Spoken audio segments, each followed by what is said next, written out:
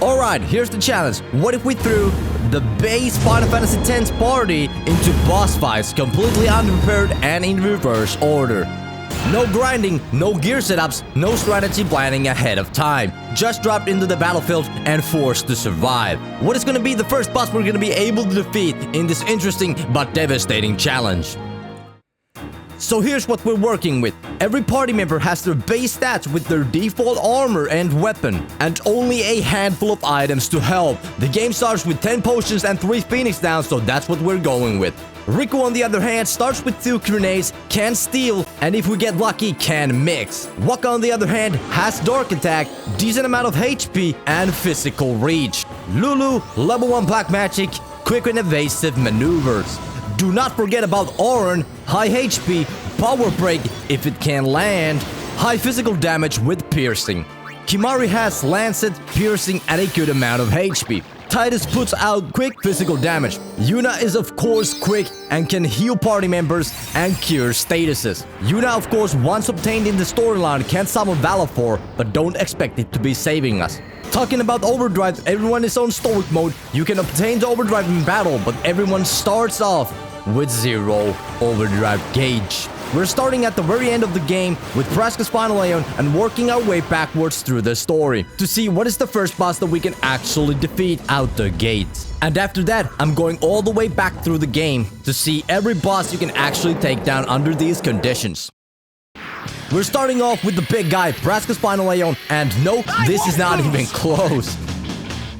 Total wipeout, just like you would expect. Seymour Omnis has way too much magic flying around, and without the access to magical damage reduction, we come short here as well. The overdrive Sin kinda just drives over us. I was able to throw a couple grenades and fire with Lulu and steal once with the Riku to see what's there to steal, but yep, Ether is not gonna cut it when we have to do 140,000 damage. The next boss treats us the same. The Crusaders would be out of job if it was this easy. Oh boy, this fight is hard even when you're ready. I was able to survive a couple turns, but the counters on everything, she kinda steamrolls your party. I was trying to set up a tank Auron here, but he just falls to the ground. Constant battle of keeping my party alive and not really having the chance to damage Yunalesca.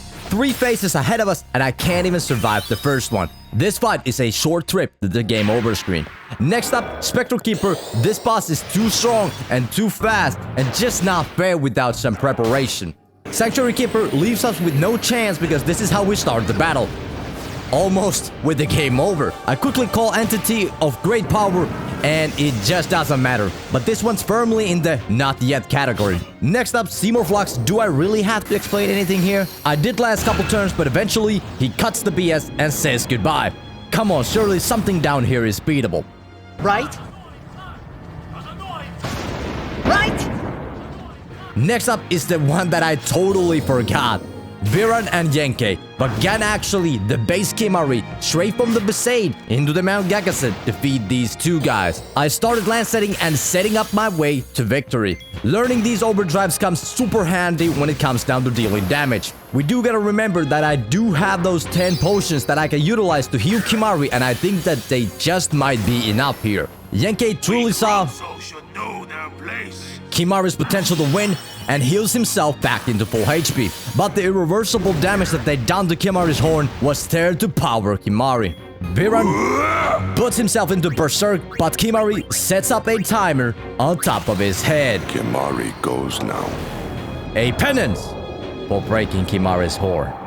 How have the tables flipped around because we're shielding these bulldozers, and technically the first beatable boss in reverse order is Viran and Yenke. You win. Kimahri runs. Because their stats scale off to Kimahri, I really didn't want to leave this challenge here. I wanted to see what's actually doable without the game holding our hand. And I do think that boss is not meant to be that easy. And just for fun, I even tried taking on Yojimbo. Yep, this optional boss hidden in the Cavern of the Stolen Fayth mopped a floor with us. Heading into Defender Axe, this boss hits like a truck, without any weapon abilities, such as evade encounters, and I can't really even dark attack it consistently with Waka, and our party members are just gonna go down super consistently by his haymakers and normal attack. And with the 64,000 damage that we have to deal, our 3 Phoenix Downs is just not gonna cut it. Seymour natives, no time to strategize, you get rushed with spells, and oh boy, they nuke you. it's really a short fight and not in your favor. Evre Altana. Okay, this one is interesting. It's technically beatable. Thanks to the zombie status, you can cheese this boss by throwing 2 Phoenix Downs to obtain your second win in this challenge. But, is it a legit one? I would say no. I'm really looking forward to obtaining my first win without cheesing these bosses. So that's why we continue. And what did we get into? It is the boss battle against Isaru, which is normally your Aeons versus his, but I really only got Velfar here, so we're cooked. And even if I would have all the Aeons available that the game normally gives you, you cannot defeat this boss if you have not leveled Yuna or the Aeons. And yes, even the red carpet has its teeth. Evre, while can be dark attack and the orange power break land, there's really no way to survive Evre's power. I was able to survive a couple turns and land a mixed overdrive with Riku. I think I mixed a stolen water gem and a grenade. I got this overdrive that I've never seen, which was the flash blood. It doesn't matter. Evre is gonna poison breath your party and it's over before it even began.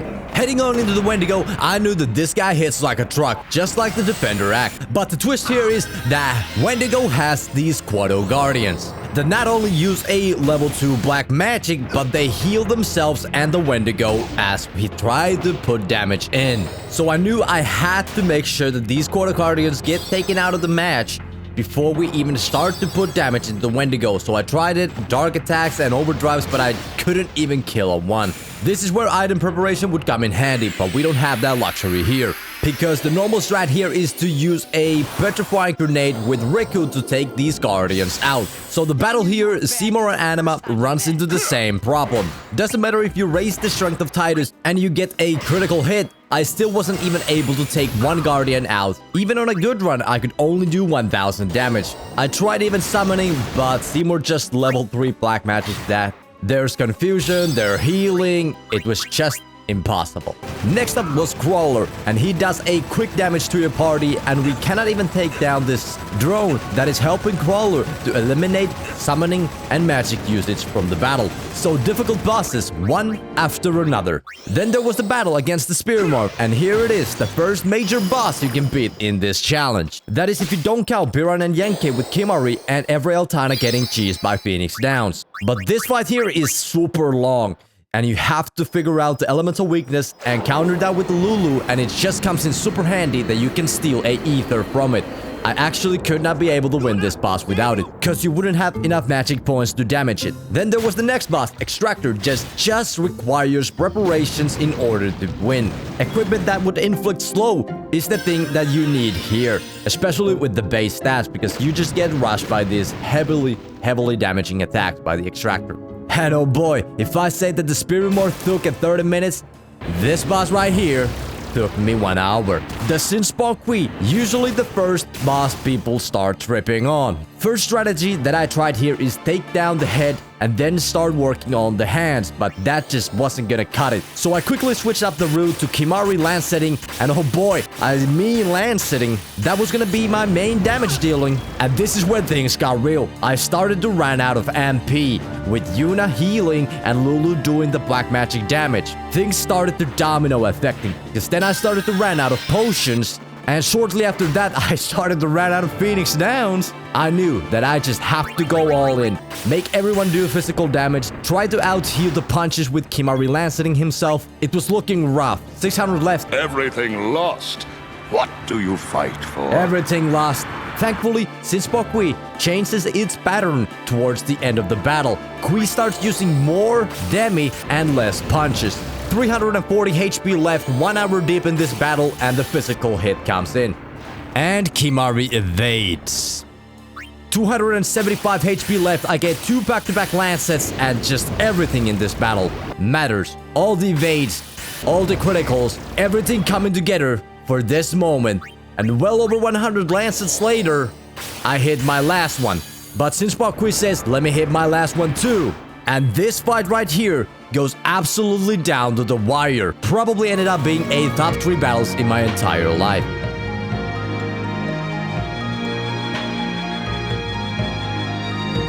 Beating Sinspawn Gui with base stat just spawned in is definitely insane.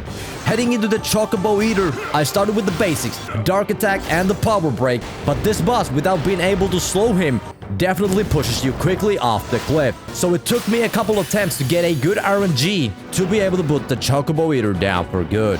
Next up was the Obliterator. Obliterator. Alright, you don't even need the crane here. Then another boss I'm not gonna try to pronounce just goes down easily. There's pretty much no way we're gonna lose anymore to these boss battles. Even Lord Ochu and all these, with 20 years of experience in the game, there's no way we're gonna lose. But hey, this challenge was never about winning everything. It was about seeing what you can beat straight out of the box. No grinding, no prep, just pure strategy, stubbornness, and maybe a little luck. From barely surviving Sinsbon Qui to outsmarting Spir and cheesing every Altana, this reverse boss rush turned into something way more than I expected. If you got any ideas for what I should try next, or if you've done a challenge like this yourself, drop it into the comments. I'm always up for the pain. I mean content. Thanks for watching, and remember, if you feel ever overwhelmed, just think about that Kimari Clash moment against Sinsbon Qui. Absolute king. See you in the next one.